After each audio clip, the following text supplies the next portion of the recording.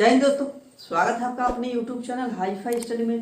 दोस्तों, number system का हमारा क्लास चल रहा था, तो आज नए टॉपिक की शुरुआत करते हैं नंबर सिस्टम में, जिसका नाम है इकाई अंक यूनिट डिजिट। तो चलिए, यूनिट डिजिट क्या होता है पहले आप इस बात को समझिए कि यूनिट डिजिट क्या होता है, इकाई अंक। तो सबसे पहले देखिए, ये जो संख्या दिया गया है 324, ये 324 की केवल हम बात करेंगे। तो 324 में इकाई अंक क्या है, तो बचपन में हम पढ़ते थे कैसे, इकाई, दहाई, सैकड़ा, ऐसे पढ़ते थे, पीछे 1000, 10,000 जाते थे।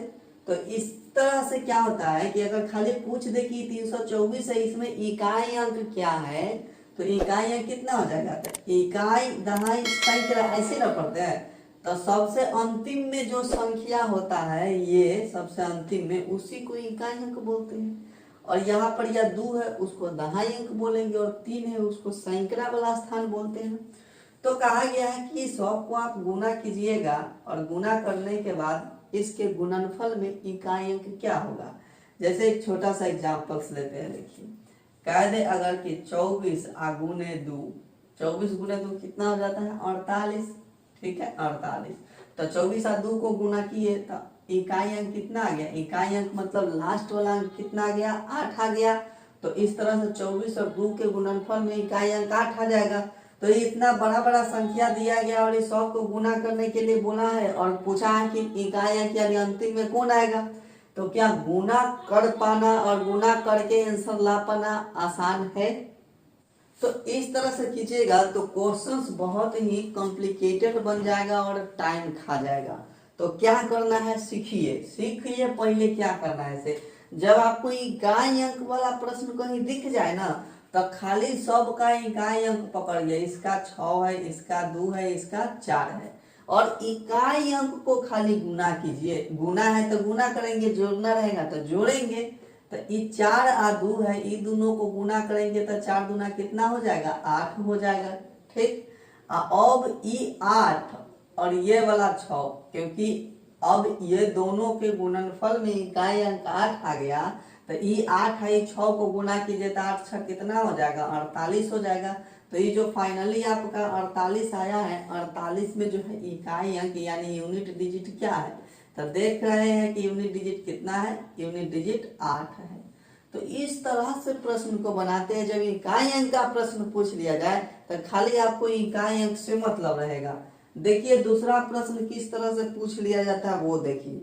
दूसरा प्रश्न कहता है कि 348 है, गुना का 712 है, और गुना का 8 2, और यहाँ स्टार दे दिया गया है।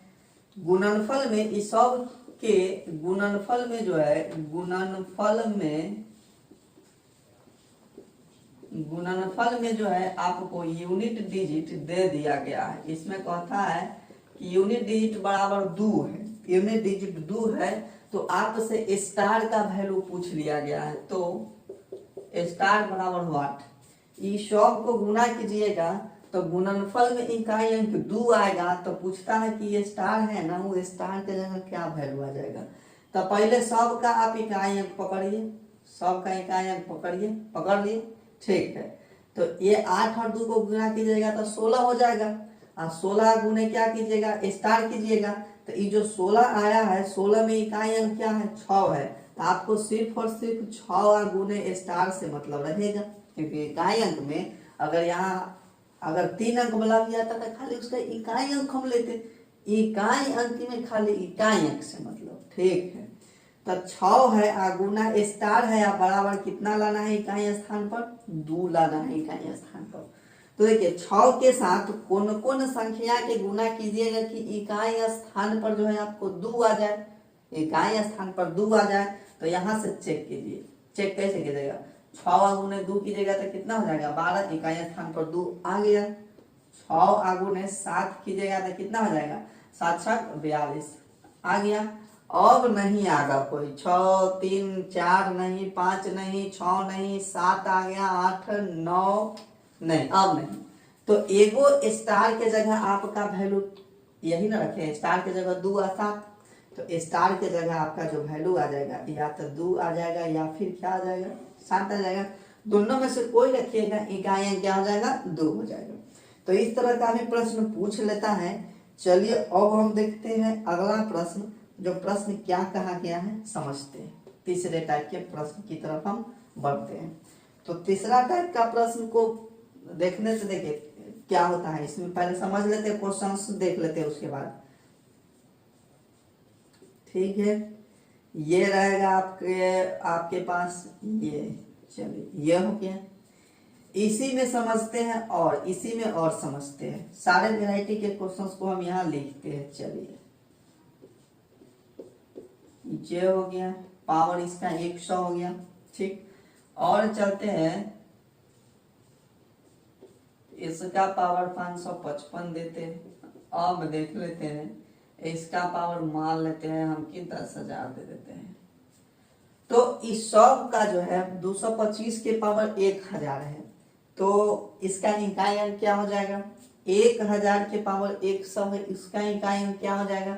266 के पावर 555 है, इसका इकाई अंक क्या हो जाएगा? 111 के पावर 10,000 है, इसका इकाई अंक क्या हो जाएगा? तो जो पावर वाला जब प्रश्न आना शुरू हो जाए तो आप सबका इकाई अंक सीधा पकड़िए। तो इसका इकाई अंक कितना है? 5 है, तो इसका इकाई अंक 5 हो जाएगा। इसका इकाई अंक कितना? 0 है। इसका इकाई अंक कितना? तो 6 है। और इसका इकाई अंक कितना? 1 है। ठीक है, तो इस तरह के प्रश्न जो इकाई अंक में जब आपको 5, 0, 6, 1 दिख जाए, या फिर नोट में आप लिख सकते हैं। नोट में क्या लिख सकते हैं कि जब इकाई अंक 0, 1, 5, 6 हो तो उसका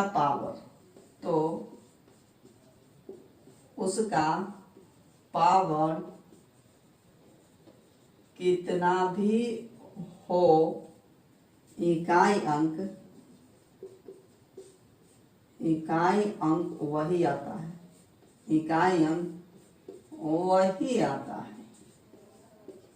क्या सीखे यहां से? सो देखिए, जब आपको कोई संख्या बड़ा बड़ा दिया गया है और उसका इकाई अंक 0, 1, 5, 6 हो तो उसका पावर कितना भी दिया हुआ हो, इकाई अंक हमेशा वही आता है। जैसे इसका इकाई अंक 5 था, उसका पावर 1000 था, तो 5 हो जाएगा। 0 था 0 हो जाएगा, 6 था 6 हो जाएगा, 1 था 1 हो जाएगा। कैसे हो जाता है? सो यहाँ देखिए थोड़ा सा कैसे होता है वो बात देखिए। जैसे अगर इकाई अंक पर 5 है तो इकाई अंक में हमको इकाई अंक से मतलब, तो 5 के पावर 1 करते हैं तो कितना होता है? 5 होता है। 5 के पावर 2 करते हैं तो कितना होता है? 25 होता है। और 5 के पावर 3 करते हैं तो कितना होता है? 125 होता है। तो कितनों पावर चढ़ाते हैं इकाई अंक क्या आता है? 5 ही ना आ रहा है। उसी प्रकार से अगर देखिए हम कर देते हैं आपको 0 वाला, यानी 0 10 ले लेते हैं तो 10 का स्क्वायर कितना हो जाता है? 100। अब 100 का स्क्वायर एक और 0 बढ़ा देते हैं, एक और 0 बढ़ाते हैं, कितना हो जाएगा? 10,000। अब और पढ़ाइएगा तो 100 के इकाई अंक स्थान पर आपको 0 मिलने वाला है। 6 का भी देख लीजिए, 6 का अगर पावर 1 करते हैं तो 6 हो जाएगा। 6 के पावर अगर 2 करते हैं तो 36 हो जाएगा। 6 के पावर 3 करते हैं तो 216 हो जाएगा। कुछ कीजिएगा, इस संख्या का ऐसा सीरीज है, इस चीज को आप ध्यान में रखिएगा कि 0, 1, 5, 6 इसका पावर कितना भी कर दीजिए, इकाई अंक पर वही संख्या आएगा। आप प्रूफ के तौर पे नीचे देख सकते हैं। तो चलिए, इस तरह के प्रश्न को तो आप बना लीजिएगा, लेकिन जब इकाई स्थान पर 0, 1, 5, 6 के अलावा अलग संख्या आ जाए, 2, 3, 4, 7, 8 आ जाए, इस तरह का प्रश्न आ जाए, तब क्या कीजिएगा? तब वहां क्या कीजिएगा? तो उस तरह के प्रश्न को बनाने के लिए कैसे बनाएंगे, तो अगले क्लास का इंतजार कीजिए। अगला क्लास में हम इस टाइप के क्वेश्चंस को बताएंगे। तो फिलहाल कैसा लगा आज का क्लास कमेंट करके जरूर बताइएगा। हाँ, चैनल पर पहली बार विजिट किया तो चैनल को सब्सक्राइब कीजिएगा, वीडियो को लाइक कीजिएगा और अपने दोस्तों तक शेयर भी कर दीजिएगा। फिर मिलते हैं अगले क्लास में, तब तक के लिए